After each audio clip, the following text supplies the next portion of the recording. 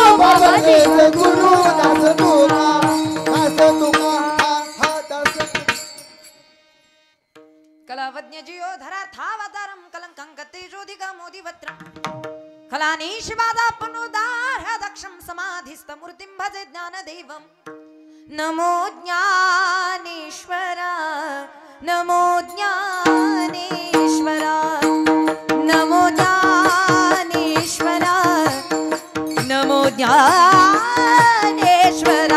नमो ज्ञानेश्वरा नमो ज्ञानेश्वरा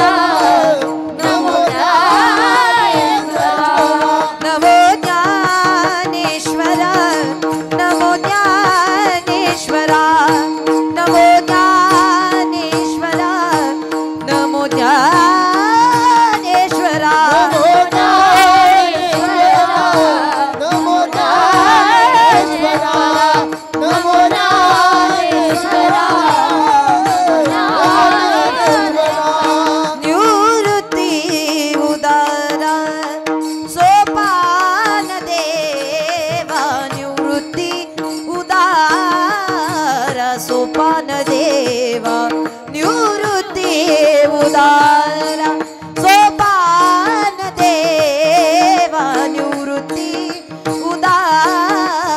सोपान देवा मुक्ताबाई नमो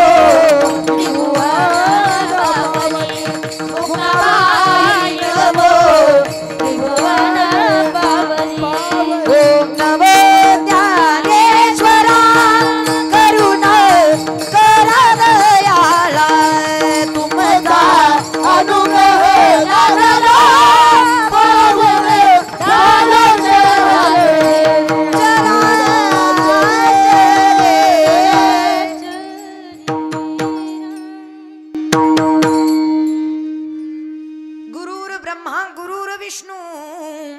गुरुर्देवो महेश्वरा गुरुर साक्षात परब्रह्मा तस्मै श्री गुरुवे नमः वसुदेवं सुतं देवं कंसचानूरमर्दनं देवकी परमानंदं कृष्णं वंदे जगद्गुरु अलंकापुरी पुण्यभूमि पवित्र तिथे नादतो ज्ञान राजा सुपात्र तया आठविता महापुण्य राशी नमस्कार माझा श्री सद्गुरु संत ज्ञानेश्वरासी नमो सद्गुरु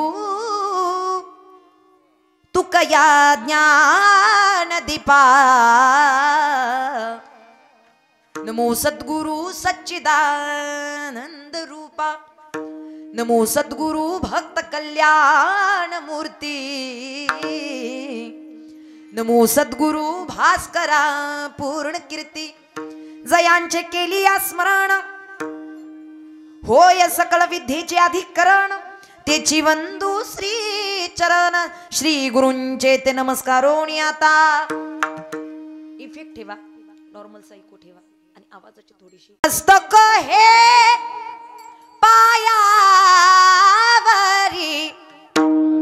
मस्तक हे पायावरी वारकरी संतांच्या या वारकरी संतांच्या या वारकरी संतांच्या या वारकरी संतांचा या वारकरी संतांचा या वारकरी संतांचा श्री संतांची माथा चरणावरी साष्टांग हे करी दंडवत विठ्ठल विठ्ठल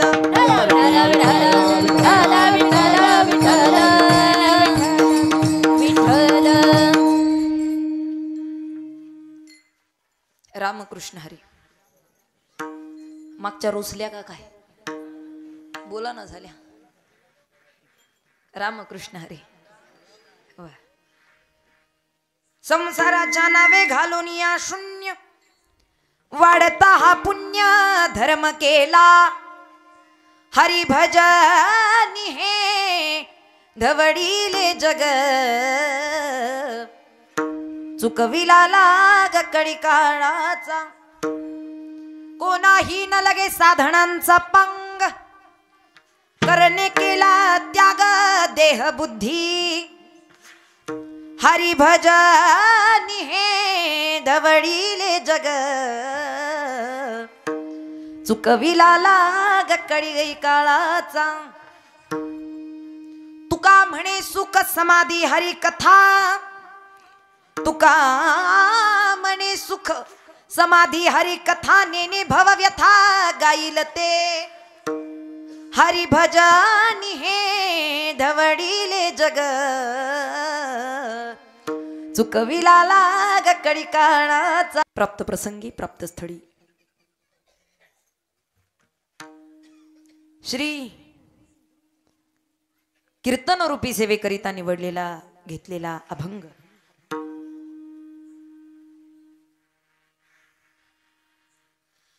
महाराष्ट्र भूषण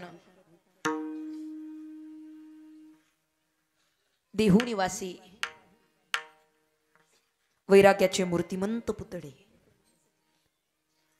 अज्ञानी जड जीवाचा उद्धार करण्याचं साधन आपल्यापर्यंत पोहोचवणारे साधकांचे मायबाप जगद्वंदनीय जगद्गुरु श्री संत श्रेष्ठ तुकोबर आहे. श्री संत तुकाराम महाराज यांचा 4 चरणांचा अभंग प्रस्तुत कीर्तन रूपी सेवेकरिता निवडलेला आहे. विठ्ठल विठ्ठल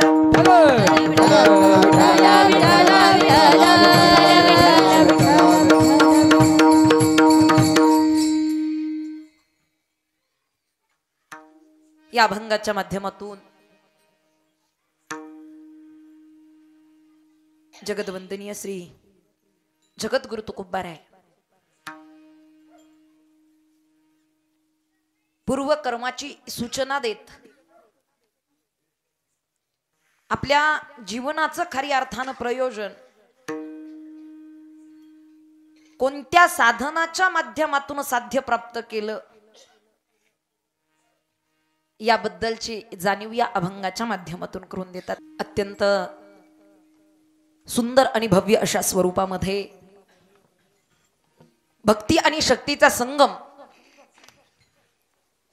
आणि पवित्र अशा वातावरणामध्ये सुरू असलेला श्री काळभैरवनाथ जयंती उत्सवानिमित्त अखंड हरिनाम सप्ताह श्री ग्रंथराज ज्ञानेश्वरी पारायण सोहळा आपलं पवित्र पुण्य श्री क्षेत्र कडूस नाथनगर तालुका पारनेर जिल्हा अहिल्यानगर फार गोड असं नियोजन आहे. मी अगदी लग्नाच्या आधीपासून आपल्या कडूसमध्ये या ठिकाणी येते आणि मला फार मोठा अभिमान आहे, फार मोठा आनंद आहे. म्हणजे अगदी 7 ते 8 वर्ष झाली असतील, 6-7 वर्षांपूर्वीपासून मी आपल्या गावामध्ये येत आहे आणि तुमच्या सगळ्यांचं फार मोठं प्रेम मला प्राप्त झाले तेव्हापासूनच आणि आजही ते प्रेम तितकंच ताजं आहे. आणि खऱ्या अर्थानं सप्ताहाची जी वाढ या ठिकाणी होतीये, इवलेसे रोप लाविले द्वारी, आणि खऱ्या अर्थानं सुवर्ण महोत्सवाचं वर्ष आलं, त्याचा वेलू गेला गगनावरी. किती मोठा आनंद आहे. आणि मी म्हणेल नाथनगर मधल्या श्री क्षेत्र कडूस मधल्या प्रत्येक ग्रामस्थाच्या अंतःकरणामध्ये हा आनंद असला पाहिजे. का? अभिमानाची गोष्ट आहे 50 वर्षाचा सप्ताह घडणं. जरा निरीक्षण करून पहा, आपण किती भाग्यवान आहोत हे आपल्या लक्षात येईल. का भाग्यवान आहोत? बाकीच्या गावांमध्ये सप्ते होत नाहीत का? होतात. पण खऱ्या अर्थानं आपल्या कडूस सारखा सप्ताह मी म्हणेल पंचक्रोशीत दुसरा कोणता नसतो. आणि आता युट्यूबच्या या सर्व सहकलाकारांच्या माध्यमातून तर हा सप्ताह आणखीनच हा सुख सोहळा स्वर्गी नाही अशा प्रकारचं वर्णन खऱ्या अर्थाने या सप्ताहाचं करावं. फार सुंदर असं भव्य स्वरूपाचं नियोजन तुम्ही सर्व ग्रामस्थ, भजनी मंडळ, सप्ताह कमिटी, सर्वच आयोजक नियोजकांचं मनापासून धन्यवाद. फार सुंदर असं नियोजन केलेलं आहे. एकदा आयोजकांसाठी, नियोजकांसाठी जोरदार टाळी वाजवा. खऱ्या अर्थानं आजचे सौजन्य दाते हभप गणेश बबन करंजुले, शौर्य ऑटो सुपा, प्रवीण आबा लंके पाटील, अमोल सदाशिव दळवी, प्रतीक रोड लाईन्स. एकदा जोरदार टाळी वाजवा सौजन्य दात्यांसाठी. अन्नदात्यांसाठी सुद्धा टाळी वाजवा, कारण सौजन्य दाते आणि अन्नदाते यांचं कीर्तनात धन्यवाद, आभार मानावेत. त्याचं कारण आहे, समाजात अनेक लोकांजवळ पद पैसा आहे, अनेक लोकांजवळ पद पैसा आहे बाबा, पण सगळ्यांचंच पद आणि सगळ्यांचाच पैसा या धार्मिक कार्याला लागत नाही. पण ज्या अर्थी सौजन्याच्या माध्यमातून, ज्या अर्थी अन्नदानाच्या माध्यमातून आपलं धन कोणत्या ना कोणत्या माध्यमातून जर धार्मिक कार्याला लागत असेल तर समजून जा नाथांची आपल्यावरती फार मोठी कृपा आहे. कुठेतरी जोडून या धन उत्तम व्यवहारेन उदासी विचारे वेच करी. चांगल्या मार्गाने कमवताही यावं, चांगल्या मार्गाला घालवताही यावं. आपण सर्वजण फार सुंदर अशा नियोजनात उपस्थित आहात. खरं तर 50 वर्षाचा सप्ताह आहे. हे फार मोठं भाग्य आपल्या गावाचं आहे, हे फार मोठं भाग्य आपलं आहे. कारण सप्ताह कसा घडतो, सप्ताह कुठे घडतो, ही गावाची आणि ह्या मातीची पवित्रता आहे. आणि संतांच्या विचारांचं सगळ्यांनी विवेचन ऐकलेलं आहे आणि संत विचारातूनच आपल्या जीवनाचा उद्धार करण्याच्या दृष्टीने आपण इथपर्यंत बसलेलो आहे. धर्ममंडपाखाली बसत असताना आपण प्रपंचासाठी नाही तर परमार्थासाठी इथपर्यंत आलोत, याचं खऱ्या अर्थानं आपल्या अंतःकरणात हा भाव पाहिजे. पाठीमागच्या महिला गडबड करू नका, डिस्टर्ब होईल असं वातावरण करू नका.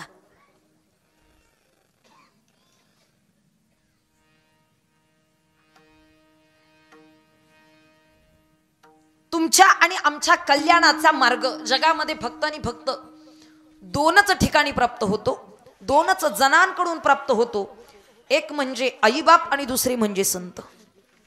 तिसऱ्या कोणत्या व्यक्तीकडून आपल्या उद्धाराचा, आपल्या कल्याणाचा मार्ग मागण्याच्या, शोधण्याच्या मार्गाने तुम्ही जाऊ नका. कारण जगात अनेक लोक आपल्याला मार्गदर्शन करणारे आहेत, अनेक लोक उपदेश करणारे आहेत. तू असं नाही असं कर, अरे तू हे नाही हे करून पहा, अरे तू असं नाही असं जग. अनेक लोक उपदेश करतात, अनेक लोक अनुभव सांगतात, अनेक लोक मार्गदर्शन करतात. पण मला सांगा, जगानं केलेला उपदेश आपल्या जीवाचं कल्याण करू शकतो का? आहे का ताकद जगाच्या कल्याण, जगाच्या उपदेशाची? जगानं केलेलं मार्गदर्शन आपल्या जीवाचा उद्धार करू शकतं का? हे असं तरी करा, नाही तर असं तरी करा. आल्यापासून बघते नुसत्या टाका टाका बघत बस. हा, असे धरून आणल्यागत पाहू नका. मोकळ्या मनानं पाहावं. हे सासा सुनांगत बघत बसल्या माझ्याकडे, जणू काय मी तुमची सासून तुम्ही माझी. असं नाही. खऱ्या अर्थानं संत विचार धारण केल्याशिवाय जीवाचा उद्धार होऊ शकत नाही. त्यामुळे जगाचे पाय धरण्यापेक्षा, जगाकडून उपदेश घेण्यापेक्षा, जगाचा अनुभव ऐकण्यापेक्षा संतांचे 4 शब्द ऐका. जीवाचं कल्याण झाल्याशिवाय राहणार नाही, एवढी ताकद संतांच्या शब्दात आहे. जगाचं काम आहे आश्वासनं देणं, जगाचं काम आहे बोलणं, जगाचं काम आहे फक्त शब्द देतात, पण पूर्णत्वाला नेण्याची ताकद जगात नाही, एवढं ध्यानात ठेवा. पण संत शब्दही देतात, उपदेश करतात, अनुभव सांगतात, आणि तो पूर्णत्वाला नेण्याची ताकदही संत देतात. ज्ञानोबराय सांगतात, तरी अवधान ऐकली दीजे, मग सर्व सुखाशी पात्र होईजे, हे प्रत्युज्ञोत्तर माझे उघड ऐका. पण हे सगळं कुणाला कळतं? ज्याला साध्य कळालेले. आजी, ज्याला साध्यच कळालं नाही त्याच्या समोर साधनाचं किती महत्व सांगा, काय उपयोग आहे? सगळ्यात महत्वाची गोष्ट म्हणजे आता माणसानं माणसाच्या जीवनाचं साध्य निश्चित करणं गरजेचं आहे. आयुष्य जातो काहींचं, साधं रामकृष्ण हरी म्हणता येत, काय चूक बिचाऱ्यांची, त्यांना साध्यच कळालं नाही. हे साधन आहे पण साध्यच कळालं नाही, त्यामुळे साधनाचा काही संबंध आलाच नाही जीवनात. सगळ्यात सोपं सांगू का, योग्य साध्य जर माणसाच्या जीवनात नसेल तर साधनही चुकलं जातं. आणि काही प्रसंगी तुम्ही साधन ठरवा, पण साध्य जर निश्चित नसेल तर ते साधनही चुकतं. नाही लक्षात आलं का? उदाहरणाच्या माध्यमातून सांगेल. आज मी जर इथे कोणाला उपस्थितांना विचारावं, आपल्याला आपल्या जीवनामध्ये काय प्राप्त करायचंय, काय मिळवायचंय, आपल्याला जीवनात काय मिळवायचंय? कोणी सुख, मग सुखही म्हटलं तुम्ही, पण सुखाचे अनेक प्रकार आहेत. प्रत्येकाच्या दृष्टीनं सुख भिन्न भिन्न आहे. कोणाला गाडी घेतली तर सुख, कोणाला घर बांधलं तर सुख, कोणाला लग्न झालं तर. आताच्या तरुणांना लग्न झालं की सुख. बरं, लग्न झालं तरी सुख पूर्ण आहे का? नाही नाही नाही. मग मुलबाळ झालं तर सुख. प्रपंचाचं सुख हे न थांबणार आहे. सर्व सुखाची आशा जन्म गेला, क्षण एक मुक्ती यज्ञ नाही केला. हिंडता दिशा क्षीण पावला, माया वेष्टीला जीव माझा माझे स्वहित नेनती कोणी, माझे स्वहित नेनती कोणी. माया वेष्टीला जीव माझा माझे स्वहित नेनती कोणी, माझे स्वहित कोणी.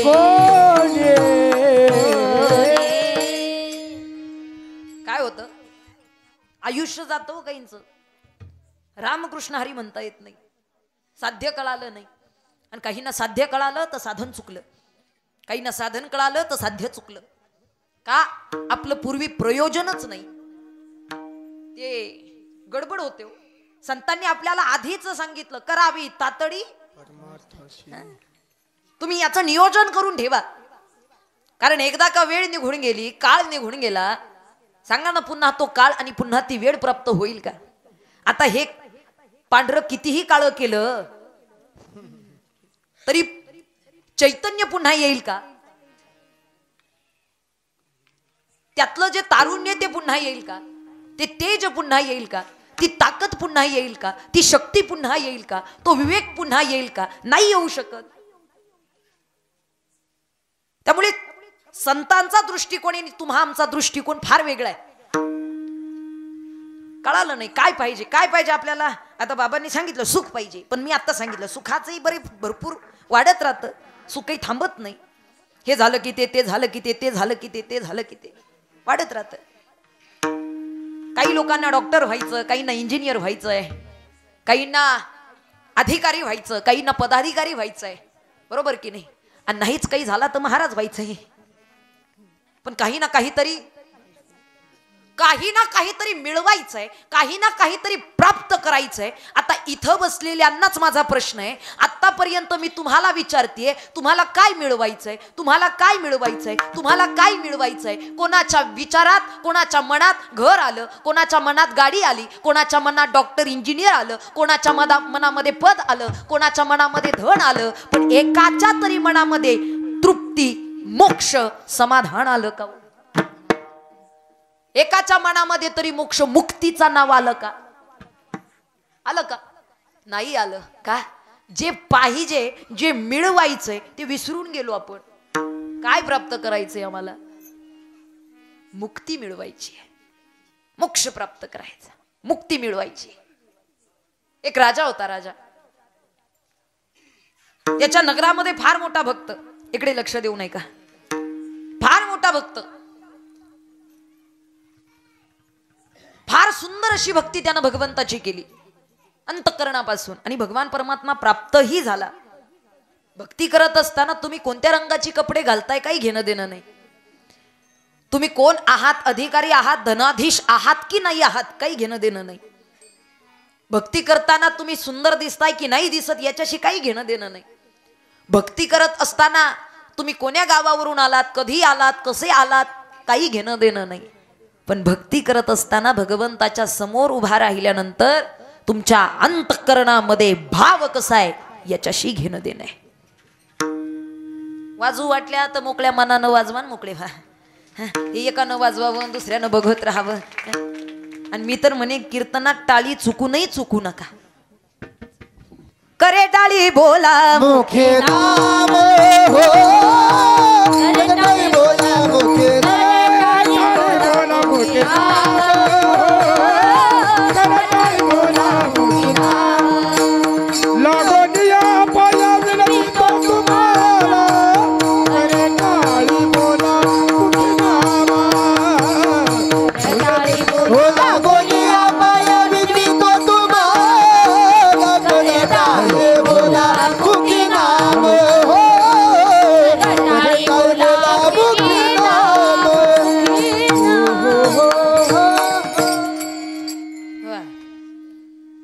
संतांनी तर आग्रह सांगितला, लागून या पाया विनवितो तुम्हाला, करे टाळी बोला मुखी नाम. एवढी ताकद आहे नामस्मरणाची टाळीची. पण काही प्रसंगी कीर्तनात येऊ नये काही लोक बिना टाळीचेच निघून जातात. इथं आमचा काही तोटा नाही, ठरलेलं ठरलं.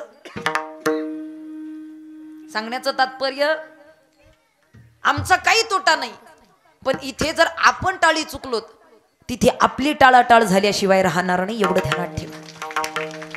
आणि ज्या ज्या लोकांना तिथली टाळाटाळ चुकवायची आहे त्यांना इथं टाळीची टाळाटाळ करू नये. टाळी वाजवावे, गुढी उभारावे, टाळी वाजवावे, गुढी उभारावे,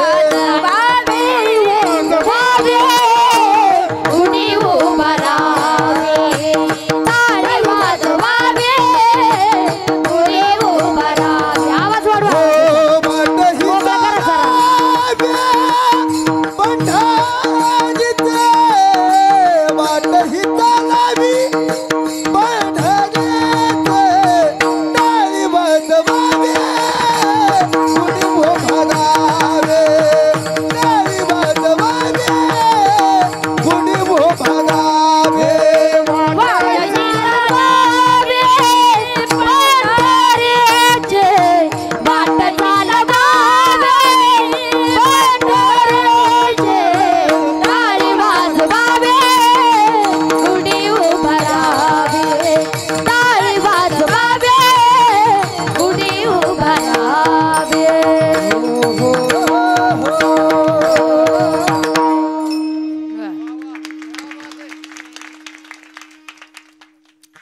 सांगते हे त्यांनाच कळतं ज्यांना स्वर कळतो, ज्यांना ताल कळतो.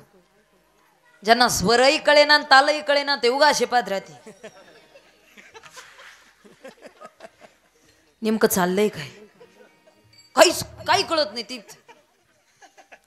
अख्खो 2 तास संपून जातात तरी ते असेच पाहते.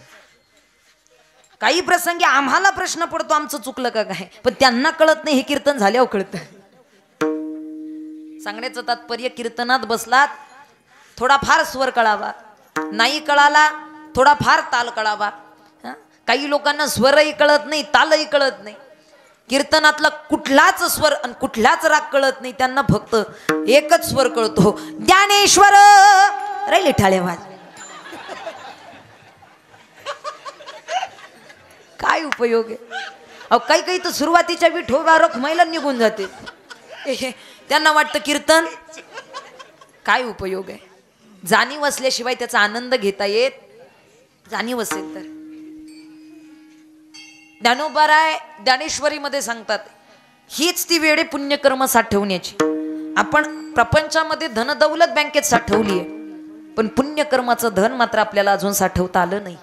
आणि जर ते पुण्यकर्म जर नसेल साठलेलं, मग पुण्याईची पाऊटी सरे, सवेची इंद्रपणाची उटी उतरे, आणि येऊ लागती माघारे परत दुःख. तुका मने जाते पुण्यक्षया भोगते, पुण्यक्षया भोगते, पुण्यक्षया भोगते. तुका मने जाते पुण्यक्षया भोगते, पुण्यक्षया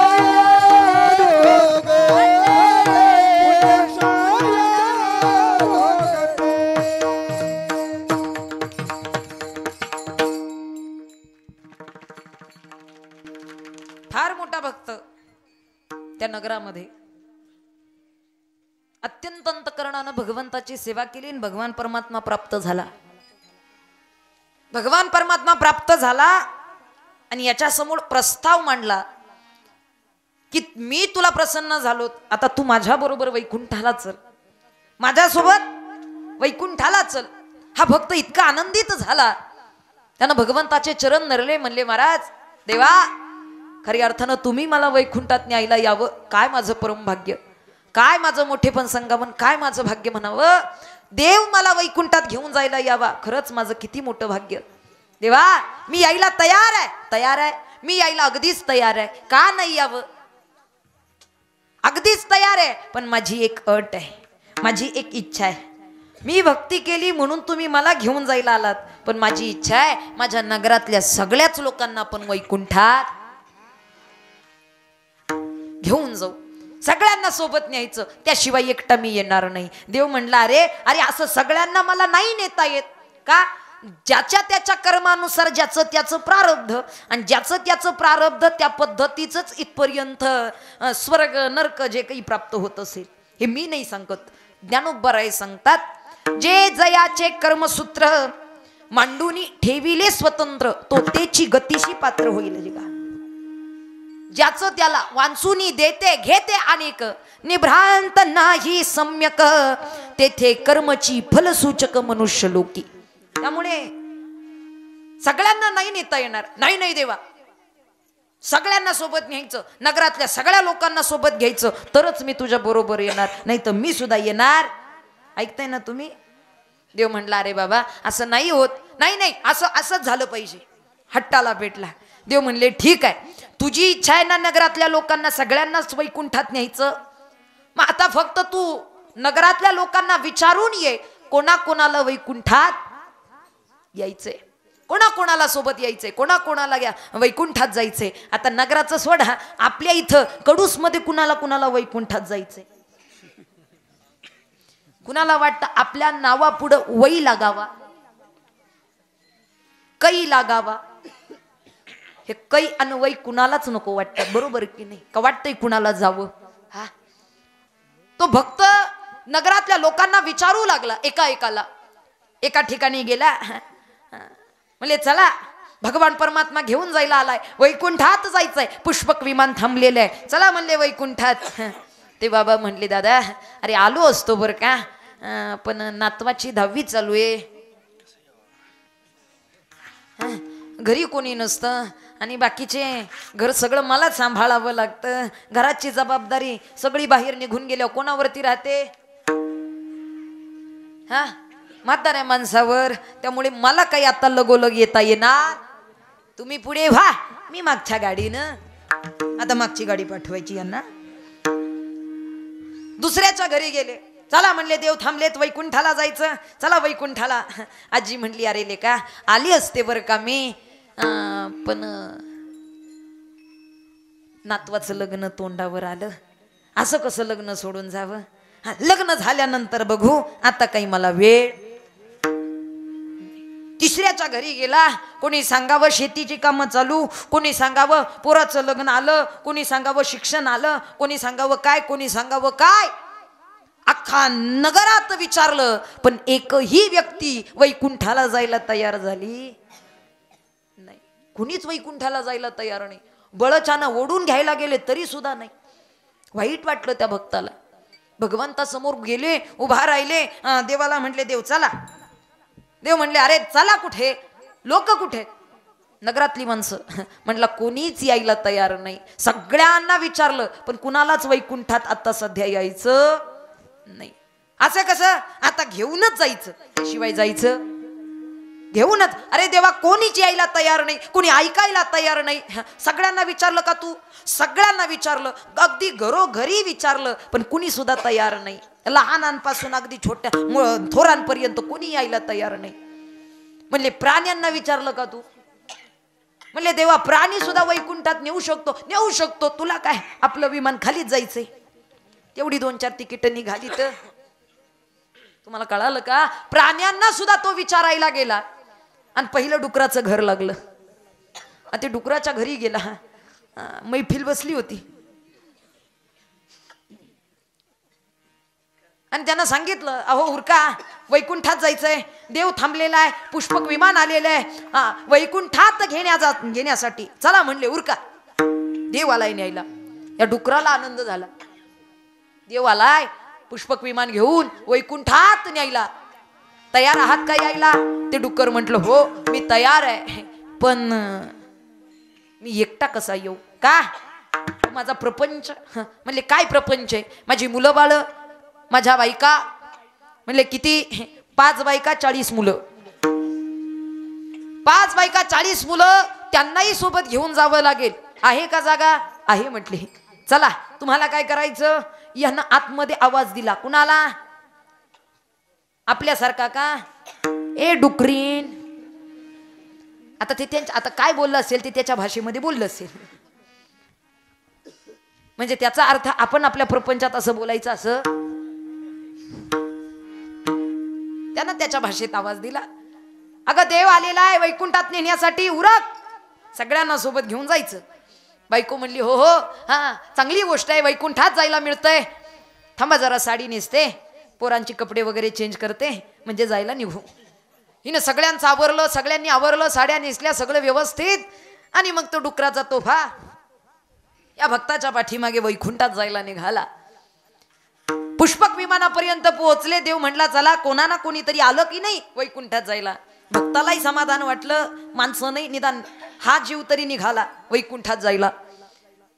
डुकरीन विमानात चढता चढता तिच्या मनात आलं, म्हणले का हो सगळं ठीक आहे, मी वैकुंठात जायला तयार आहे, देवाची आज्ञा आहे, राजाचा उपदेश आहे, तुम्ही आग्रह करता, मला काही हरकत नाही म्हणली, मी वैकुंठात जायला तयार आहे.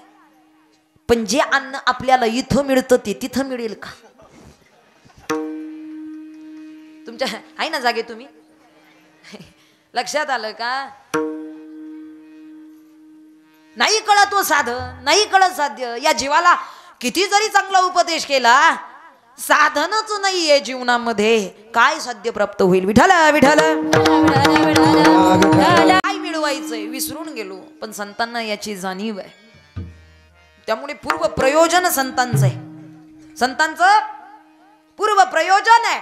कशा करिता यावं आणि काय करावं, काय करण्यासाठी इथपर्यंत आलो. अवतार तुम्हा धराया कारण उद्धारया जन देवा उदया जन जन देवा शरण देवा उद्धरया जन. त्यामुळे संत आपल्यासारखा दृष्टिकोन प्रपंचासाठी नाही वापरत. संतांचा प्रपंचाकडे पाहण्याचा दृष्टिकोन फार भिन्न आहे. तुम्ही आम्ही सामान्य जीव आहोत. त्यामुळे आजी आपण फार सामान्यतेने संसाराकडे पाहतो. किंबहुना संसारच आपला सर्व काही आहे, संसारच आपला सर्वस्व आहे आणि संसारच आपल्याला सद्गती प्राप्त करून देणार आहे या उद्देशानं आपण संसाराला पाळतो. उलट हे विरुद्ध चालू आहे. आपण संसारासाठी नाही, संसार आपल्यासाठी आहे. आणि सगळ्यात महत्वाची गोष्ट, हा संसार सुद्धा परमार्थाकरिताच आहे. तुमच्या लक्षात आलं का? संतांनी याचं फार उलगडून ध्यान दिलं. संसारी असावे असोनी नसावे, संसारी असावे असोनी नसावे, संसारी असावे असोनी नसावे, संसारी असावे असोनी नसावे. संसारात राहावं पण राहून न राहिल्यासारखं. पक्षी अंगणी उतरती ते का गुंतोनिया राहती, असा भाव संतांच्या अंतःकरणात आहे. आणि तो आपल्या पुढे मांडण्याचा प्रयत्न संत करतात, जे की आपल्याही जीवाचा उद्धार व्हावा. जे कारंजले गांजले त्याची मने जो फुले. जे कारंजले गांजले त्याची मने जो फुले. टाळी वाजवायची. जगे कांदले कासे मन धो एका जगे कांदले कासे मन धो. दया करण्याचे पुत्राचे, दया करण्याचे पुत्राचे त्याची दासानी दासी, त्याची दासानी दासी. तुझी साधू ओळखावा तेव्हा तेथेची जाणा. जे कारंजले गांजले कासे मन धो. जे कारंजले गांजले कासे मन धो.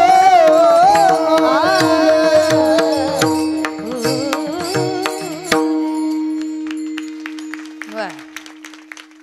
खरी अर्थानं संत पूर्वकर्म सूचित या ठिकाणी करतात की कशाकरिता इथपर्यंत आहोत आणि कोणत्या दृष्टिकोनानं इथपर्यंत परमार्थ पूर्णत्वाला नेलेला आहे. निश्चितच संसाराकडे पाहत असताना फलकट तो संसार या दृष्टीनं संत संसाराकडे पाहतात.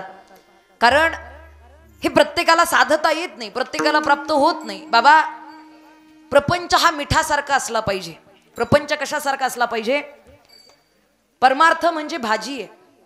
आपल्यासाठी सांगते, आजी भाजीमध्ये जर मीठ नसेल तर भाजी आळणी लागते. आणि आळणी भाजी चवदार लागते का? खावीशी वाटते का? नाही वाटत. पण अख्ख्या मिठाचा डबा भाजीत ओतला मग चव येईल का? खारट झाली तीही चवदार लागणार नाही. सांगण्याचं तात्पर्य, भाजीमध्ये कमी चालत नाही आणि मीठ जास्तही चालत नाही. भाजीमध्ये मिठाचं प्रमाणच असावं लागतं. तसं परमार्थामध्ये प्रपंचाचं प्रमाणच असावं लागतं.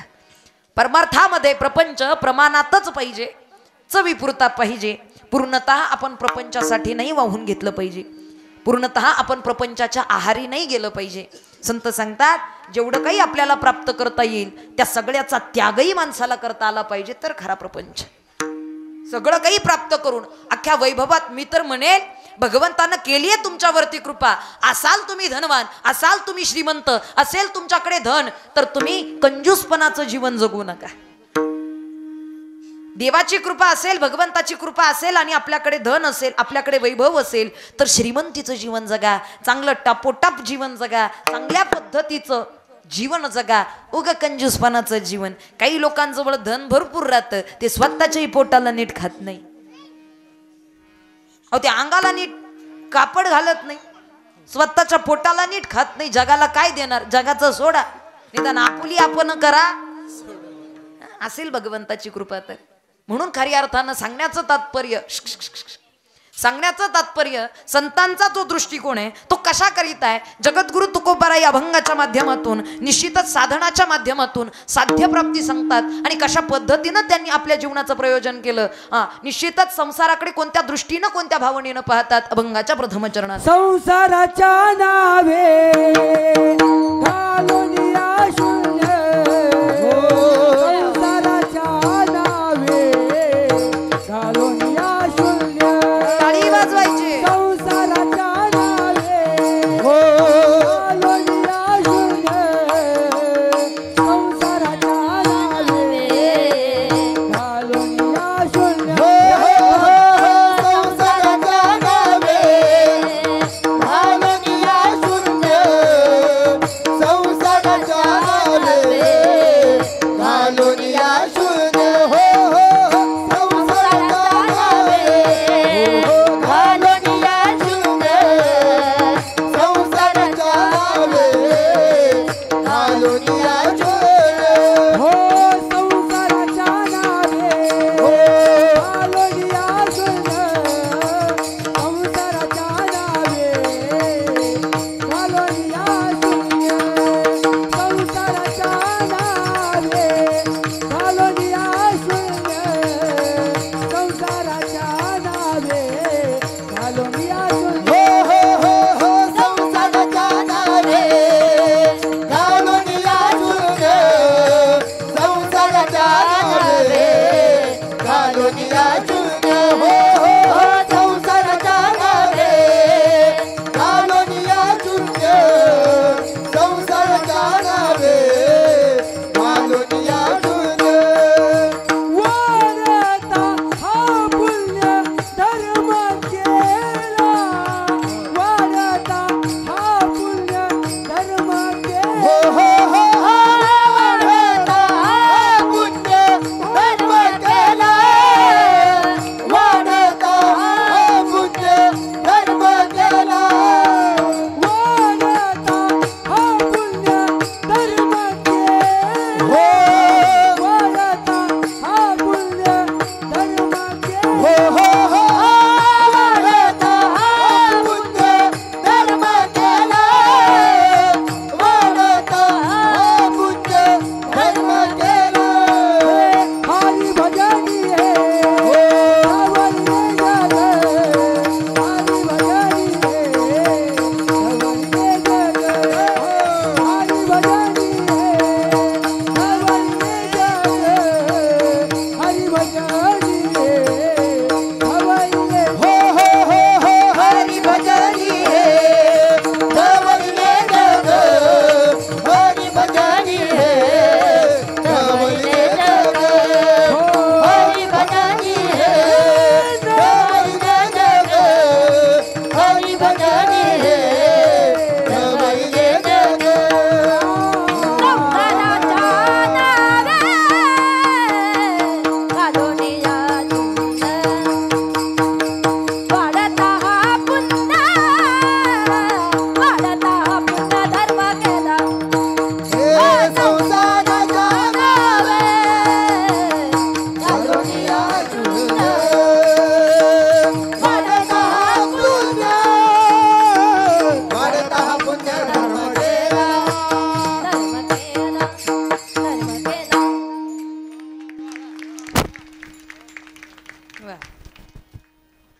ज्यांना कळतं त्याच्याच अंतकरणात टाळी वाजत्या. संसाराच्या नावे जगद्गुरु तुकोबाराय अभंगाच्या प्रथम चरणात सांगतात घालून या शून्य. शून्य घातलं हो संसाराच्या नावानं. संसाराच्या नावानं शून्य घालणं म्हणजे संसार सोडून देणं का? नाही. इकडे लक्ष द्या. संसार सोडणं म्हणजे शून्य घालणं नाही. आपण व्यवहारामध्ये सहज एखाद्याशी बोलत असताना एखादा व्यक्ती जर आपल्याकडे प्रतिष्ठित आला आणि तो जर इतर कोणाशी बोलत असेल, आपण सांगतो अहो काय त्या व्यक्तीशी बोलता, काय त्या व्यक्तीशी बोलता, शून्य किंमत आहे त्याला. शून्य किंमत आहे म्हणजे किंमत नसणे. शून्य म्हणजे किंमत, कारण शून्याला काय किंमत राहते का? शून्य शून्य, शून्याला काही किंमत नाही. जगद्गुरु तुकोबाराय सांगतात प्रपंचाकडे कोणत्याच खरी अर्थानं तिथपर्यंत आम्हाला सुखाची प्राप्ती वाटली नाही, कारण दुःख बांधवडी आहे हा संसार, सुखाचा विचार नाही कोठे. त्यातून काही आम्हाला मिळवून आमचं सार्थकही होणार नाही, किंबहुना तो आम्हाला पूर्णत्वाला सुद्धा नेणार नाही आणि तो आम्हाला सद्गतीची सुद्धा आशा दाखवणार नाही. मग अशा प्रपंचाला धरून उपयोग काय? त्यामुळे संसाराच्या नावे घालून या शून्य. पण कशा करिता शून्य? वाढता हा पुण्य धर्म केला. धर्म म्हणजे आपला सेन्सिटिव्ह विषय, कारण सध्याच्या काळात धर्माचं जे वातावरण आपण पाहतोय ते फार दूषित झालेलं आहे. माझ्या बोलण्याकडे नीट लक्ष देऊ नये का? आपण आपल्या धर्मासाठी, आपण आपल्या संस्कृतीसाठी जागरूक असलं पाहिजे. सध्याच्या काळामध्ये धर्माचं काही, किंबहुना आपण आपल्या धर्माला कशा पद्धतीनं जपलं पाहिजे याचं ज्ञान प्रत्येकाला पाहिजे हो. कारण धर्मासाठी बलिदान दिलं माझ्या छत्रपती संभाजीराजांनी. राजांनी सांगावं एकदा काय 1000 वेळा मरायला तयार आहे माझ्या धर्मासाठी. आणि आज काही प्रसंगी असं पाहायला मिळतं, परप्रांतीय लोक आपल्या धर्माचं अनुकरण अंतःकरणानं करतात, पण काही आपलीच माणसं आपल्या धर्माबद्दल आणि आपल्या संस्कृतीबद्दल प्रश्न निर्माण करतात. ही फार मोठी खंताची बाब आहे. कळायला पाहिजे आपला धर्म, जाणीव झाली पाहिजे आपल्या धर्माची. पण धर्म म्हणजे काय हे सुद्धा कळालं पाहिजे. काय धर्म म्हणजे? धर्म म्हणजे काय? जगद्गुरु तुकोबाराय सांगतात अरे असा वेगळा धर्म नाही.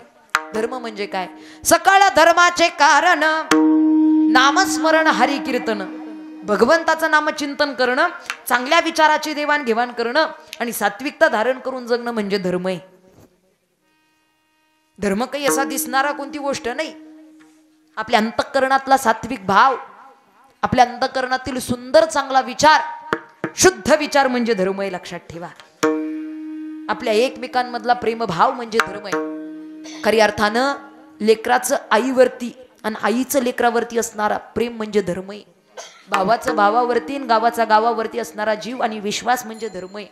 कारण धर्मच या सगळ्या गोष्टींना एकत्रित ठेवतो. इकडे लक्ष द्या. धर्मच या सगळ्या गोष्टीला एकत्रितपणानं जगवतो. म्हणून आपल्याला धर्माची जाणीव झाली पाहिजे. खरा तो एकची धर्म जगाला प्रेमार भावे. खरा तो एकची धर्म जगाला प्रेमार भावे. कुणाना व्यर्थ शिनवावे, व्यर्थ हिनवावे. समस्था बंधू मानावे, जगाला प्रेमार भावे. करा तो एकची धर्म जगाला प्रेमार भावे. धर्म म्हणजे काय? खरी धर्माची व्याख्या अजूनपर्यंत माणसाला कळाली नाही. जगी जे हिन हाती पतित, जगी जे दिन पद दलित. तया जाऊन उठवावे, जगाला प्रेमार पावे. खरा तो एकची धर्म जगाला प्रेम अर्भावे. प्रेम अर्भावे, प्रेम अर्भावे. जगाला प्रेम देणं आणि प्रेमभाव अंतःकरणामध्ये निर्माण ठेवणं हा धर्म आहे प्रत्येकाचा. आवाज महाराज गेले तरी खपत नाही. घरी तुमच्या ध्यानात आलं का? नाही आलं का? विठ्ठल विठ्ठल.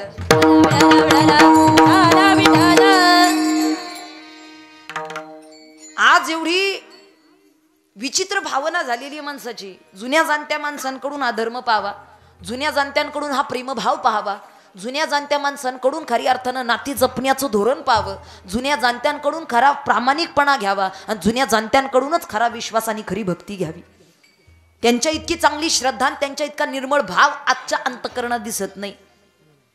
जुनी माणसं कपड्यानं अंगानं त्या ठिकाणी शरीरानं निर्मळ नसतील, कपड्यानं निर्मळ नसतील, दिसण्यासाठी सुंदर नसतील, पण त्यांचे विचार एवढे निर्मळ होते की जगातला त्यांच्या इतका सुंदर व्यक्ती कोणी नसेल.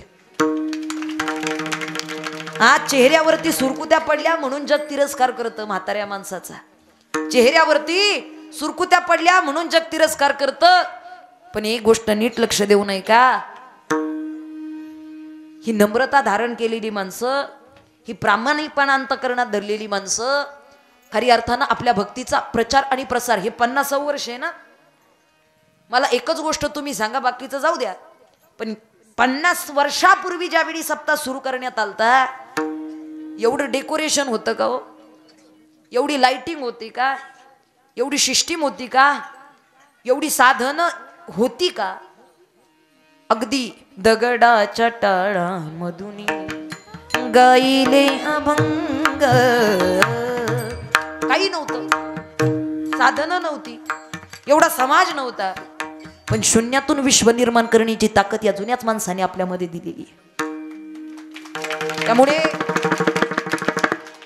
इथं आपले जे बॅनर लावलेले आहेत, खरंच इथे निम्म्यापेक्षा जास्त जुन्या माणसांचे फोटो आहेत बरं का. आणि ही धोतर आणि लुगडं नेसणारी आताची दिसणारी शेवटची पिढी आहे, याचं ज्ञान प्रत्येक तरुणाला झालं पाहिजे. जेवढा ग्रंथ जपतो, जेवढं एखादं आवडतं पुस्तक जपतो, तेवढीच ही जुनी जाणती माणसं जपता आली पाहिजेत. ग्रंथातलं जसं एखादं पान निष्ठून पडलं तरी अख्ख्या ग्रंथाचा सार लागत नाही, तसा समाजातला एक जुना व्यक्ती जर निघून गेला, खरी अर्थानं अख्खा समाज विस्कळीत होतो. एवढं त्या जुन्या जाणत्यांची ताकद आहे. काय नम्रता होती. दुश्मन समोर येऊ द्याव सप्तात, दुश्मन एखादा विरुद्ध कोणी झाली असेल आणीबाणी, पण तो जर सप्ताहात समोरासमोर आला तर त्याच्याही चरणांवरती नतमस्तक होऊन पाया पडण्याची ताकद या जुन्यांमध्ये होती. आज नव्यांमधला ताठरपणा जर कमी झाला तर खरी अर्थानं आपला परमार्थ फार सुंदर. जुन्यांची नम्रता होती. दुश्मन समोर येऊ द्या खाली वाकून पाया पडायचं. आज बाप समोर आला तरी पोरगा खाली वाकत नाही. मी का त्यांच्या पाया पडावं?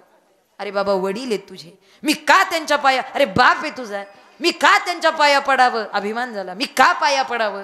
उगाच नाही मनक्यात घ्या. तुमच्या ध्यानात आलं का? आता जे रोग वाढलेत, माणसाला वाटतं हे खाणं, काही नाही, विचार दूषित झाले तसं आरोग्य दूषित झालं. लक्षात ठेवा, जेवढे विचार पॉझिटिव्ह ठेवता येतील, कारण संतांनी भक्ती ही पॉझिटिव्ह थिंकिंग साठी सांगितलेली आहे. तुका म्हणे चित्त निर्मळ करा, म्हणजे काय करा? त्याला धुवून घासून स्वच्छ करा, बरोबर की नाही? पण त्याच्यामध्ये पॉझिटिव्ह विचार ठेवा. आणि हृदय जर चांगलं ठेवायचं असेल, चांगली विचार, सकारात्मक विचार करत चला. आज 40 आणि 45 आणि 30 वर्षामध्ये मला नाही उचकी लागली, टेन्शन घेऊ नका. हे का होतं? कुठेतरी आमचे विचार, कुठेतरी आमचे विषय खरी अर्थानं अंतःकरणात वाढले. संत पॉझिटिव्ह थिंकिंग देतात. परमार्थासाठी, धर्मासाठी संसाराच्या नावे घालून या शून्य पण वाढत. हा कोणता धर्म? पुण्य धर्म. पापी धर्म नाही, पुण्य धर्म केला. आणि पुढचं प्रयोजन सांगतात अभंगाच्या 2ऱ्या चरणात. हरि भजनी है डबलिले जग, हरि भजनी है डबलिले जग.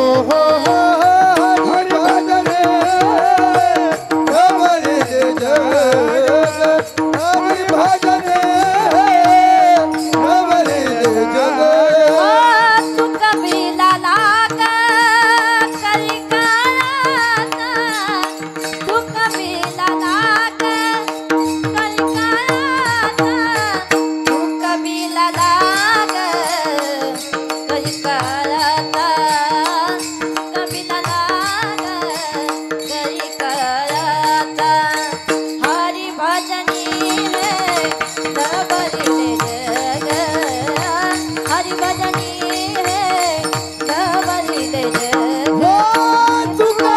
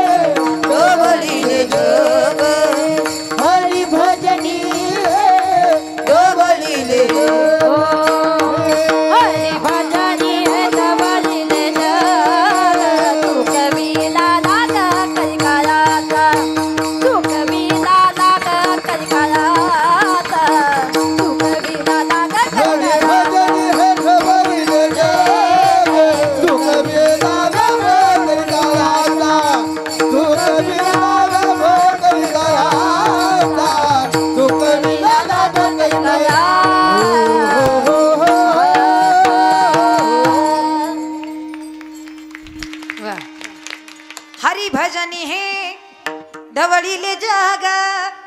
अनेक माणसं जगात ढवळ ढवळ करतात, पण संतांनी ही जी ढवळाढवळ सांगितली याला ज्ञानोबराय मंथन म्हणतात. आणि खऱ्या अर्थानं याच मंथनातून खऱ्या अर्थानं भगवान परमात्मा प्राप्त आहे. मंथोनी नवनीता तैसे घे अनंता वाया व्यर्थ कथा सांडी मार्गू. लक्षात ठेवा, हरिभजनी हे धवळीले जग, हरीच्या नामस्मरणानं. कारण हे साधन सगळ्यात सोपं आहे बरं का. कलियुगा माझी करावे कीर्तन, त्याने नारायण देईल भेटी. कीर्तन, भजन, नामस्मरण हे सगळ्यात सोपं साधन आहे.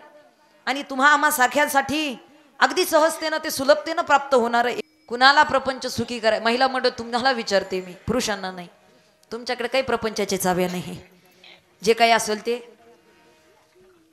कुणाला प्रपंच सुखी करायचं, हा सगळ्यांना करायचं आहे ना. नीट लक्ष देऊ नये का.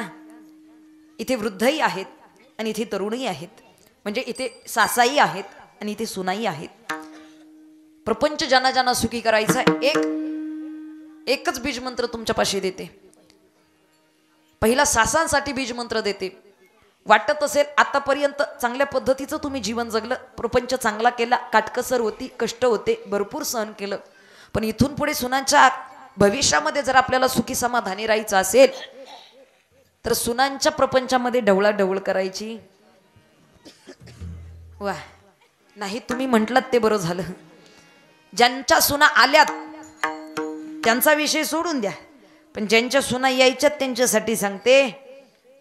सून यायच्या आधी एकदा किचन मध्ये जायचं आणि किचन मध्ये सगळ्या चमच्यापासून ते अगदी मोठ्या भांड्यापर्यंत सगळ्या भांड्यांची एकदा मीटिंग घ्यायची. बाबांनो, आतापर्यंत माझ्या स्पर्शानं तुम्ही आलात, पण इथून पुढे नवीन मालकिनीचा हात तुम्हाला लागेल, त्यामुळे आदळा आपट करायची. जरा समजून घ्या, काही चुकलं वाकलं तर समजून घ्या. कुणाला सांगायचं? सुनाला राहायचंय, भांड्यांना सांगायचं. बरं. आणि घरामध्ये सून आली लगेच तिला शिकवाय जायचं. आमच्या काळात काही नव्हतं. लगेच चुकल्यान लगेच निंदा करायची नाही. मला 1 किलो तेल लागायचं, हिला अख्खा तेलाचा डबा लागतो, 2 डबे का लागेनात.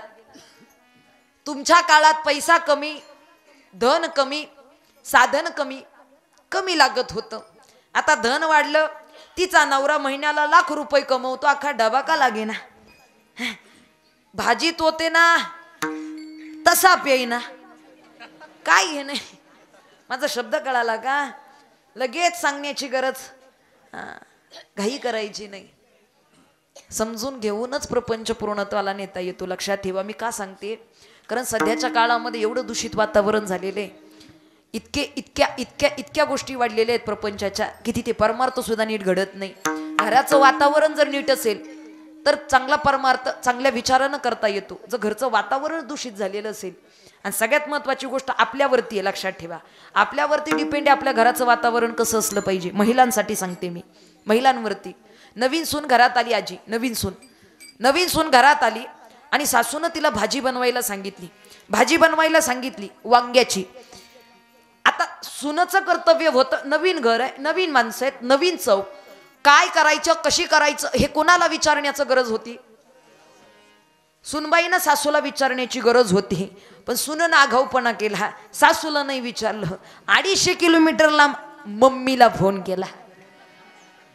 हॅलो मम्मी, वांग्याची भाजी कशी करू? मग तिकडं मम्मीनं 250 किलोमीटर वरून फोन सांगावा. 4 वांगी घे, त्याचे 4 काप कर, त्याच्यामध्ये खोबऱ्याचा किस घाल. आता मागून सासू ओरडत होती, आपल्याकडे खोबऱ्याचा किस घालून घातलेली भाजी कोणी खात नाही. खोबऱ्याचा किस टाकून घातलेली भाजी कोणी खात नाही. आपल्याकडे शेंगदाण्याचा कूट घालतात. आपल्याकडे काय, चला तुमचं नामचं सीएम, शेंगदाण्याचा कूट घालतात. अगं नको घालू, पण हिनं ऐकलं. आता रोज दोघींची भांडणं आहेत. 50 वर्ष झाली रोज दोघींची भांडणं आहेत. शेंगदाण्याचा कूट का खोबऱ्याचा किस? सासू 50 वर्षाची झाली पण तरी सुद्धा भांडणं संपली मग त्याच वेळी जर समजून घेतलं असतं. बरं समजून कुणी घ्यावं हा सुद्धा मोठा प्रश्न आहे, कारण कुणी सुद्धा माघार घ्यायला तयार नाही सध्याच्या काळात. कोणी समजून घ्यावं, सुननं समजून घेतलं पाहिजे होतं. नवीन घरात मी आली आहे आणि खऱ्या अर्थानं नवीन घरात आल्यानंतर सासूला विचारणं हे त्याचं कर्तव्य होतं. आईला फोन करण्याआधी सासूला विचारणं की कशा पद्धतीची करू. सासूबाई आज मी शेंगदाण्याचा कूट घालून भाजी करते, पण परत कधी मला वेळ मिळाला की मग खोबऱ्याचा किस घालेन. सासूनं त्या क्षणाला समजूतदारपणा दाखवाय पाहिजे होता आणि एकच वाक्य म्हणाय पाहिजे होतं, सुनबाई नवीन आहात तुम्ही, आम्ही शेंगदाण्याची कूट घातलेली भाजी खातो, पण चला तुमच्या हातची एखाद्याची चव वेगळी लागते, चला आज खोबऱ्याचा किस घालून घातलेली भाजी आम्ही खाऊ, नवीन लागली चांगली चव लागली तर खाता येईल. आणि तिसरी व्यक्ती म्हणजे पोरीची आई. ती फार डेंजर राहते, दिसत नाही पण सगळ्या चाव्या कुणाच्या हातात असतील तर. त्या पोरीच्या आईनं माझी एकच विनंती आहे, पोरीच्या आईनं एकच वाक्य सांगायला पाहिजे होतं, ताई दीदी ए लेकी आज तू नव्या घरात गेली, मग आज तुझी सासू त्या घरात असताना 250 किलोमीटर लांब मला फोन करण्याची गरज काय गरज आहे. सासू आपली आई नाही होऊ शकत का, आणि सून आपली लेक नाही होऊ शकत का. हा मतभेद ज्या क्षणाला संपेल त्या क्षणाला खरा परमार्थ सुरू होईल. कारण परमार्थ हे शिकवतो आम्हाला ढवळणं म्हणजे काय करणं, आमच्या विचारांना, अशुद्ध झालेल्या विचारांना शुद्ध करणं, अज्ञानातून ज्ञानाकडे आणणं, अंधकारातून खरी अर्थानं आम्हाला ज्ञानाचा प्रकाश दाखवणं, हे ढवळणं. आणि या माध्यमातून संतांनी कार्यप्रयोजन केलं. हरिभजनी हे ढवळिले जग, आणि काय केलं, चुकविला लाग कळी काळाचा. खरी अर्थानं जगद्गुरु तुकोबाराय वैकुंठाला निघालेत. भगवंत पुष्पक विमान घेऊन आलेला आहे. भगवंतानं हात केला, तुकोबारायांनी हात दिला, पण भगवंतापर्यंत तुकोबारायांचा हात पोहोचे ना. तुकोबारा इकडं तिकडं पाहू लागले, काही पायाखाली घ्यायला आधार मिळतोय का. तेव्हा तुकोबारायांचं लक्ष गेलं एका झाडावरती. तो बसला होता कोण, कावळा, काळ. लक्षात घ्या, तो म्हणजे काळ बसला होता. तुकोबारायांनी आवाज दिला, हे इकडे ये. काळ थरथर थरथर कापत आला. तुकोबारायांना आज्ञा, काय महाराज, खाली वाग. आम्ही माथा दिला पाय, जगा काळ खाय. आपल्याला भीती राहते, संतांना भीती नाही त्याची का. तुकाराम तुकाराम तुकाराम तुकाराम तुकाराम तुकाराम तुकाराम तुकाराम हो तुकाराम तुकाराम तुकाराम तुकाराम तुकाराम तुकाराम तुकाराम तुकाराम. ओ नाम घेता का प्रेम, नाम घेता का प्रेम, नाम घेता का प्रेम, नाम घेता का प्रेम, नाम घेता का प्रेम, नाम घेता का प्रेम.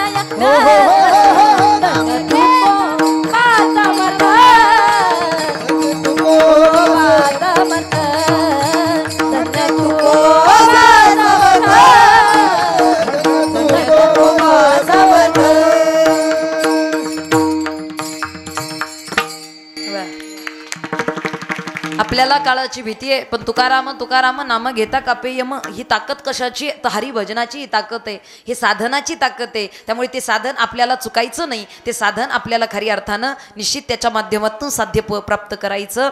जगद्गुरु तुकोबाराय सांगतात, आम्ही माथा दिला पाय, म्हणजे इथपर्यंत काळाची भीती उरली नाही. मग एकदा काय हे साधन प्राप्त झालं, इतर साधनांची काय गरज आहे आम्हाला. अभंगाच्या तिसऱ्या कोणही न लगे साधनाचा पांग, कोणही न लगे साधनाचा पांग, कोणही न लगे गाडी वाजवायची साधनाचा पांग, कोणही न लगे साधनाचा पांग, कोणही न लगे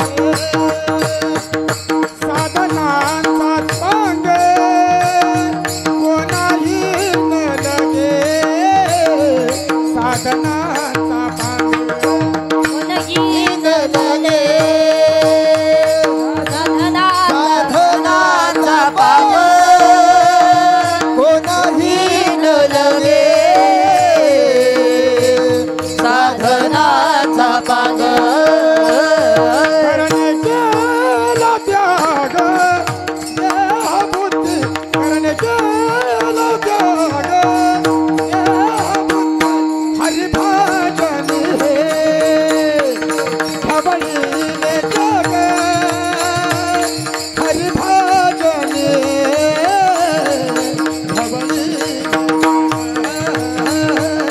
हरिभजनी हे खबरीले जग हरिभजन हे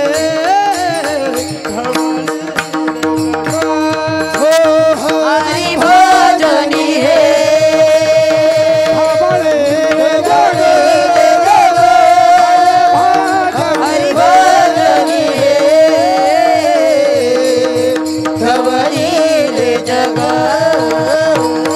हरिभजनी हे खबरीले जग हरिभजनी हे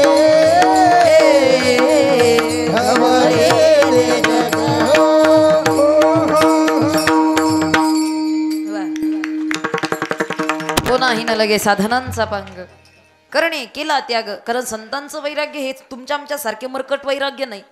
संतांचं निश्चित वैराग्य आहे. खरी अर्थानं त्यांचा त्याग हा फार वेगळा आहे. त्यामुळे करणे केला त्याग देहबुद्धी. एकदा का तिथपासून दूर झालोत मग बाकी त्या विषयाला पुन्हा चिकटणं नाही. एकदा का आम्ही भगवंताचे दास झालोत मग बाकी प्रपंचाकडे जाण्याची गरज काय, इतर साधनांची आशा धरण्याची गरज काय.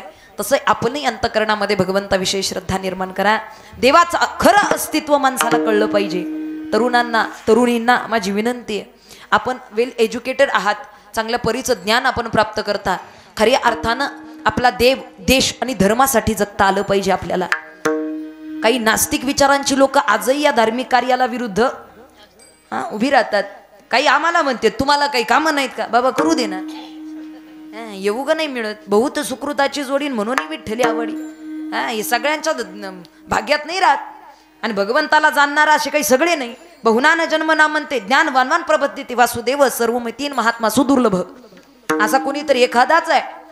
सगळ्यांना तो त्याचं अस्तित्व नाही कळत. त्याचा शोध घेता आला पाहिजे.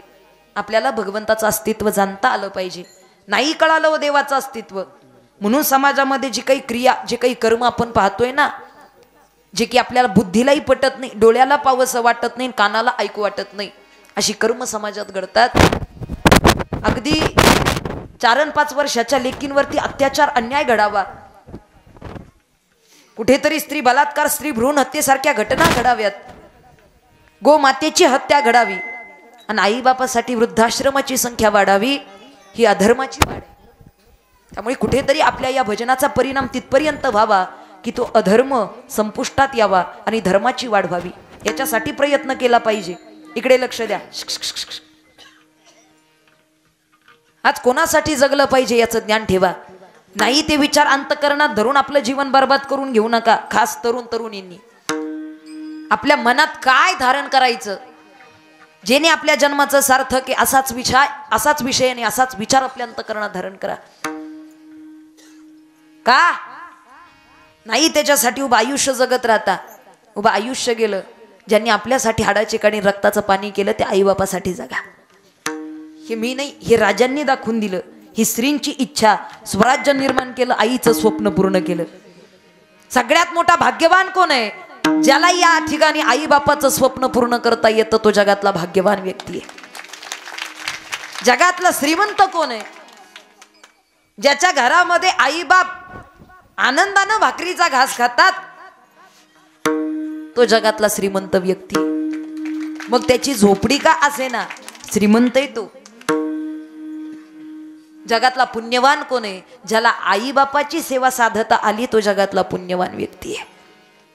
मी एवढं सगळं सांगण्याचं कारण काय? आपल्याला उद्धारण्याची ताकद त्यांच्यामध्ये. आज खऱ्या अर्थानं त्यांना जाणणं फार कठीण झालेले.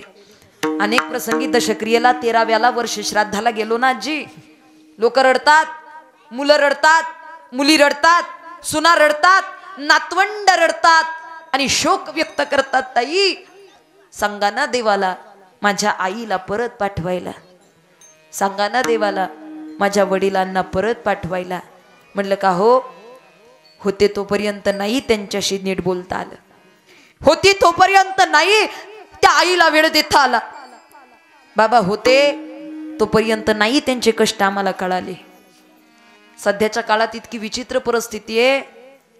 अहो बांधावरच्या बैलाला मालक रागाची हाक मारतो, पण रागाची का असेना बैल सुद्धा पळत येतो. कारण मालकाचा तो राग कळाला मुक्या त्या ढोराला, पण बापाचा राग कळाला नाही जिवंतपणे पोटच्या पोराला. आयुष्य संपतं, त्याचा राग आणि त्याचं प्रेम कळत नाही. खरंच शेतकरी बापजांना हे फार कठीण राहतं. मी एका शेतकरी बापाची लेके, इथपर्यंत उभा राहण्याची ताकद त्यांच्या कष्टातून निर्माण झालेली आहे. नाही जाणता येत त्या बापाला. अहो एखाद्यानं मोबाईलचं शॉप टाकलं, किंबहुना एखाद्यानं मोबाईल खरेदी केला, तो कितीला आणला आणि कितीला विकायचंय आणि त्यात आपलं किती प्रॉफिट होणार आहे हे सगळं त्या दुकानदाराला ज्ञात असतं.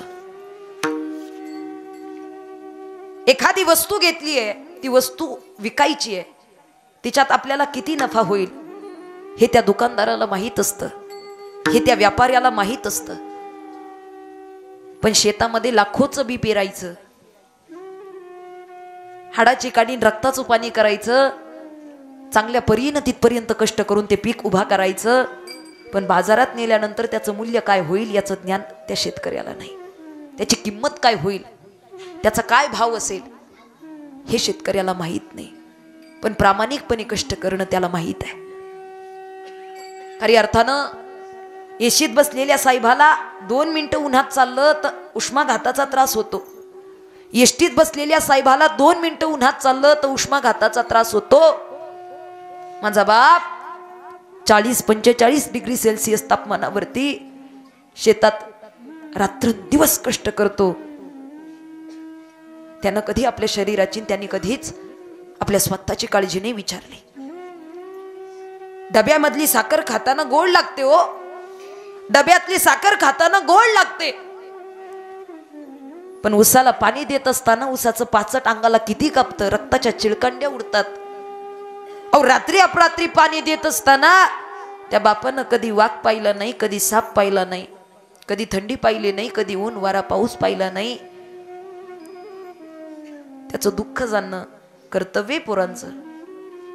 म्हातारपणाच्या शेवटच्या टप्प्यामध्ये पोरांना 4 शब्द फक्त आईबापाशी चांगलं बोलावं ही अपेक्षा राहते.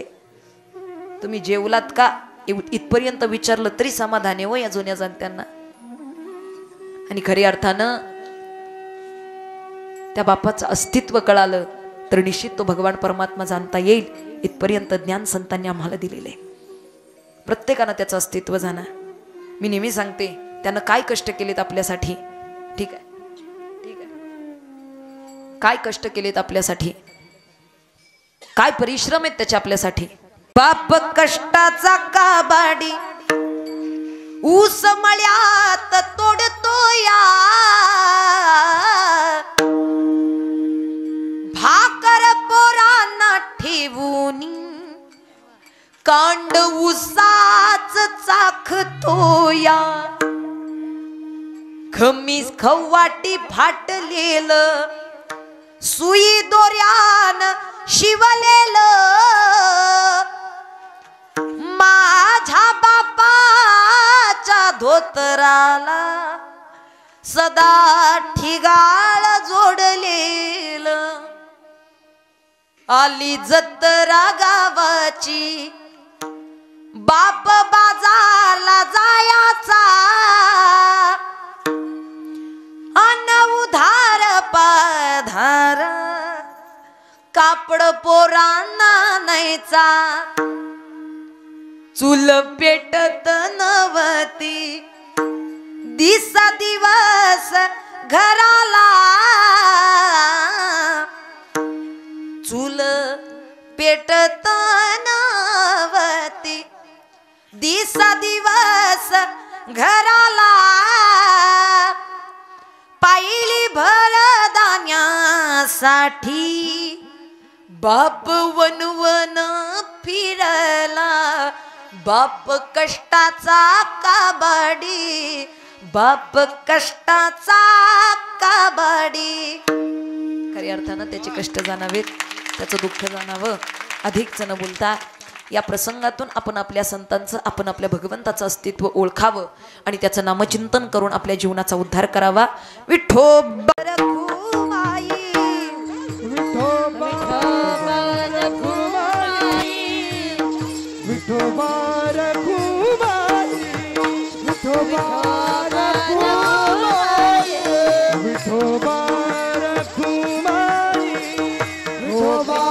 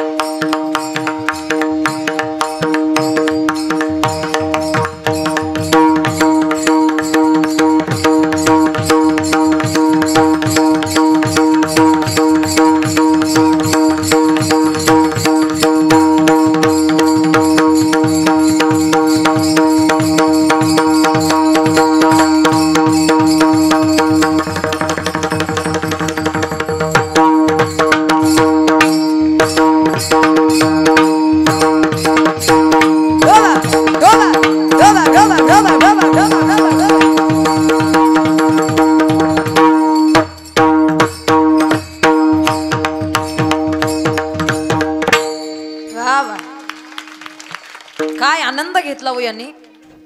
खरा आनंद आपल्याला नाही, हे टाळकऱ्यांना खरा आनंद घेता येतो बरं का. जो उभा आहे ना त्याला खरा आनंद घेता येतो.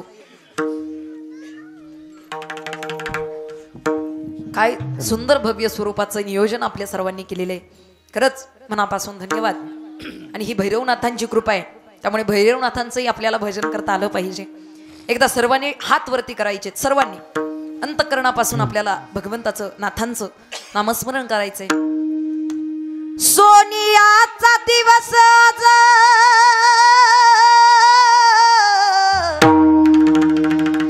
सोनियाचा दिवस आज आला रविवार.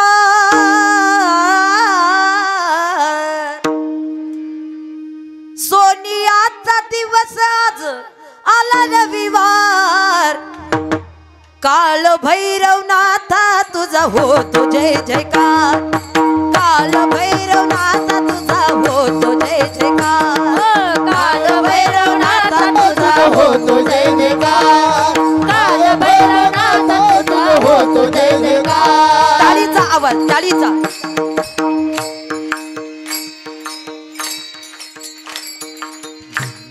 टाळी टाळी. सोनियाचा दिवस आज आला रविवार. सोनियाचा दिवस आला रविवार. काल भैरवनाथा तुझा होतो जय जयकार. काल भैरवनाथा तुझा होतो जय जयकार. काल भैरवनाथा तुझा होतो जय जयकार. काल भैरवनाथा तुझा होतो जय जयकार. काल भैरवनाथ तुझ होतो जय जयकार. काल भैरवनाथा तुझा होतो जय जयकार. काल भैरवनाथा तुझा होतो जय जयकार. तुझा होतो जय जयकार. तुझा होतो जय जयकार. भैरवनाथाच्या नावानं परेश्वरीच्या नावानं.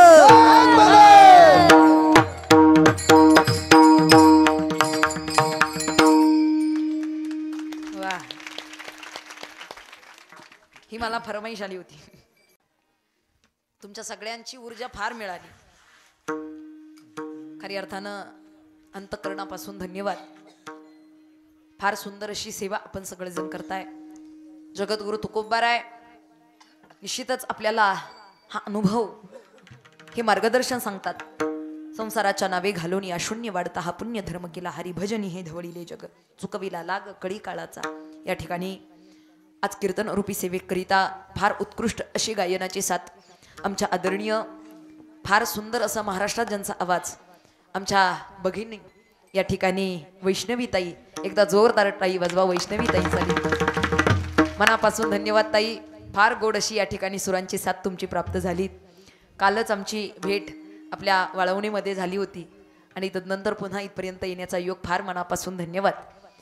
या ठिकाणी आमचे आदरणीय हरिभक्ती परायण रोहित देवीदास महाराज असतील. एकदा जोरदार टाळी वाजवा बर्डे महाराजांसाठी. तसेच या ठिकाणी आमचे विठ्ठल महाराज असतील. मनापासून धन्यवाद. सुंदर अशी गायनाची साथ. तसेच आदरणीय हरिभक्ती परायण सचिन महाराज असतील. त्याचबरोबर संजय महाराज असतील. मनापासून धन्यवाद. एकदा जोरदार टाळी वाजवा.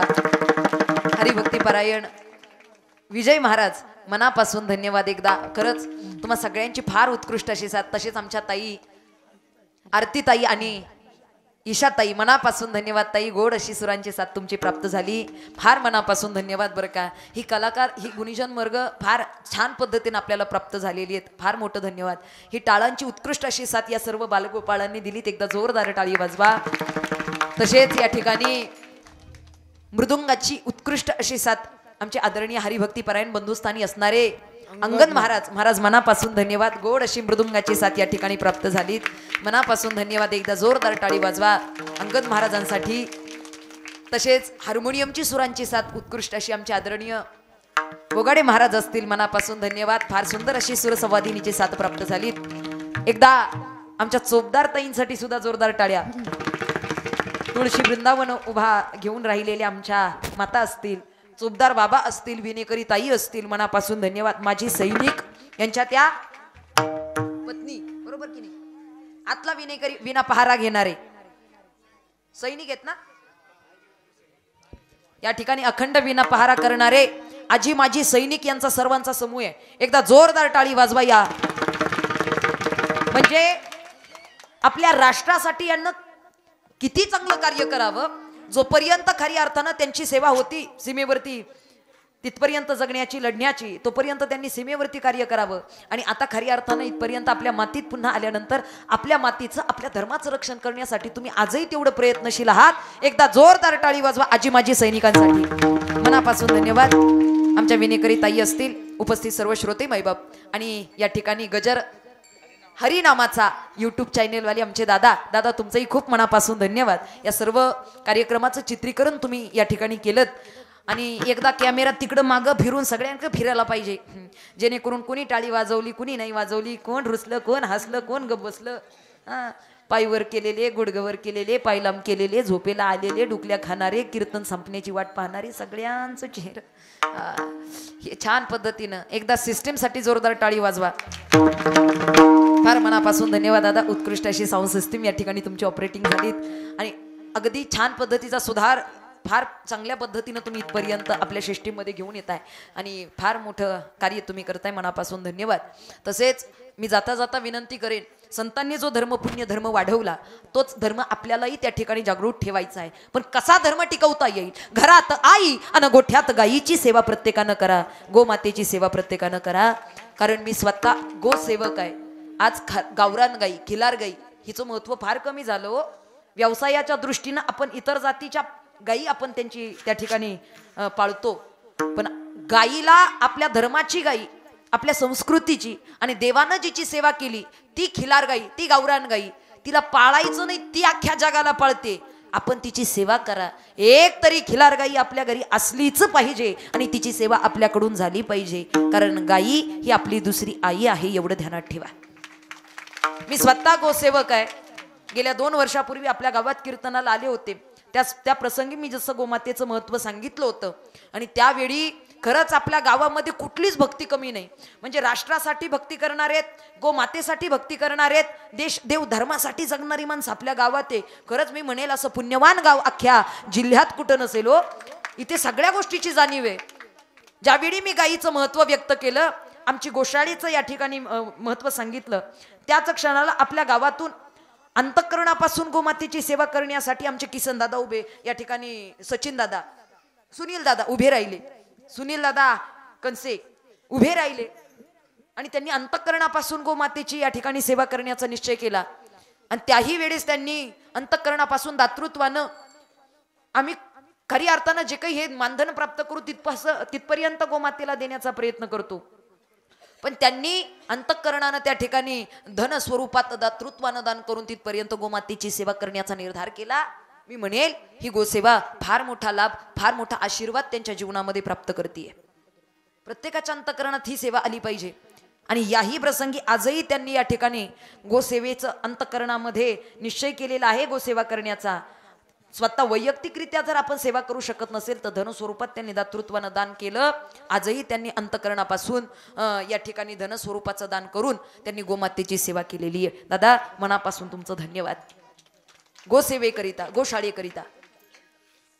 त्याचबरोबर आमच्या आदरणीय हरिभक्तीपरायण श्यामकांत दादा असतील, दादांनी सुद्धा त्याही प्रसंगी गेल्या 2 वर्षापूर्वी त्यांनी अंतःकरणानं दातृत्वानं गोमातेच्या सेवेकरिता धनस्वरूपात दातृत्वानं दान केलं. आणि याही प्रसंगी आजही त्या ठिकाणी अंतःकरणानं त्यांनी धनस्वरूपाचं दान दातृत्वानं गोमातेच्या सेवेकरिता केलेले आहे.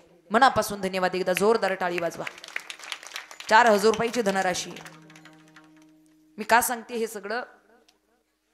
कारण आपल्याला आपला धर्म टिकवायचा आहे, आपल्याला आपला गोवंश टिकवायचा आहे. त्यामुळे प्रत्येकानं सेवा करा. रुक्मिणी खिलार गोशाळा या नावानं आमची वैयक्तिक गोशाळा आहे, ज्या माध्यमातून जातिवंत खिलार गाई आणि जातिवंत मोठ्या मापाचे खिलार वळू बैल यांची आम्ही सेवा करतोय. माझे पती आदरणीय आंतरराष्ट्रीय मृदुंगवादक अर्जुनजी महाराज साळेकर यांनी अंतःकरणापासून त्या ठिकाणी गोसेवेचा वसा आणि वारसा खरी अर्थानं खांद्यावरती घेतलेला आहे. आणि महाराष्ट्राच्या बाहेर आम्ही जेव्हा कधी कीर्तनाला जातो तेव्हा गो सेवेचा प्रचार आणि प्रसार करण्याचं निश्चितच मला वाटतं इथपर्यंत आम्ही प्रयत्न करतोच. आणि प्रत्येकानं ती गोसेवा करावी ही विनंती या ठिकाणी प्रसंगी करते. अधिकच न बोलता उपस्थितांच्या चरणी नतमस्तक होते. आजचे सौजन्यदात्यांचं आणि अन्नदात्यांचं जोरदार टाळी वाजवून स्वागत करा. तरुण बांधवांना मी खरंच खूप धन्यवाद देते बरं का, माझ्या सगळ्या बांधवांना. कारण इथं सगळ्या महिलांना, पुरुष वर्गांना तुम्ही बसायला जागा दिलीत, सर्व वृद्ध लोकांना इथपर्यंत बसायला जागा दिलीत आणि निश्चितच तुम्ही फार सुंदर नियोजन करून तुम्ही कीर्तनाला इथपर्यंत उपस्थित राहिलात. कारण बाकीच्या ठिकाणी तरुण नियोजन करतो पण तरुण कीर्तनात दिसत नाही. पण मला आपल्या गावाचं हेच वैभव सांगावं वाटेल की आपला तरुण इथपर्यंत जागरूक आहे, कीर्तनाला सजग आहे, कीर्तनाला उभा आहे, कीर्तनाला बसलेला आहे आणि ब्रह्मज्ञान ऐकतोय. यासाठी तरुणांसाठी एकदा जोरदार टाळी वाजवा. मनापासून धन्यवाद. अधिकच न बोलता उपस्थितांच्या चरणी नतमस्तक होते. माझ्या मायपित्यांच्या, गुरूंच्या, छत्रपती शिवरायांच्या, धर्मवीर संभाजीराजांच्या, जेजुरीच्या खंडेरायाच्या, सासवडच्या संत सोपान काकांच्या चरणी नतमस्तक होऊन, नाथांच्या चरणी नतमस्तक होऊन या ठिकाणी सेवेला पूर्णविराम. ज्ञानेश्वर माऊली मुली तुकाराम माऊली, ज्ञानराज माऊली, ज्ञानेश्वर माऊली,